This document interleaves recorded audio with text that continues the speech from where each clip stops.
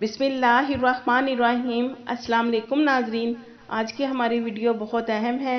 आज 17 मई को सऊदीया ने अपनी तमाम मुकम्मल फ़्लाइट्स बहाल कर दी हैं और सऊदी शहरी सऊदीया से मुख्तलिफ ममालिक का सफ़र कर सकते हैं।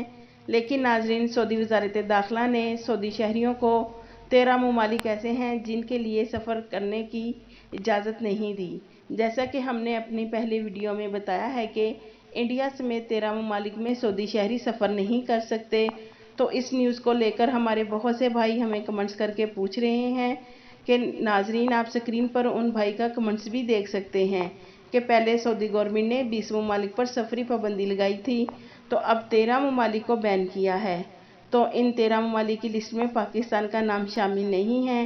तो क्या पाकिस्तान के लिए भी सऊदीया की फ़्लाइट्स बहाल कर दी गई हैं? क्या अब हम भी सऊदीया आ सकते हैं?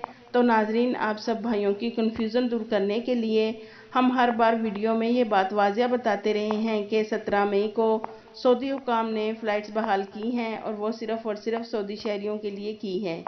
और दूसरी बात ये कि 20 ममालिक पर जो सफरी पाबंदी लगाई है वो अभी भी बरकरार है।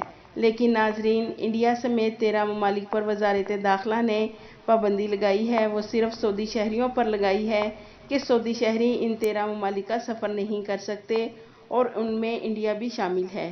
क्योंकि नाजरीन, इन 13 ममालिक में कोरोना वायरस की सूरत हाल बहुत बिगड़ चुकी है, तो ये पाबंदी सऊदी शहरियों की सेहत और सलामती के लिए लगाई गई है।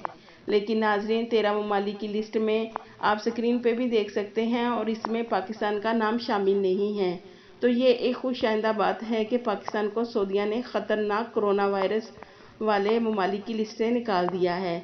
लेकिन इसका मतलब ये नहीं है कि फ़्लाइट्स बहाल कर दी गई हैं। ऐसी अभी तक कोई अपडेट नहीं आई। 20 ममालिक पर सफरी पाबंदी जूं की तू बरकरार है। नाजरीन, मैं उम्मीद करती हूँ कि अब आपको मुकम्मल बात समझ में आ गई होगी। आपके कीमती वक्त का शुक्रिया।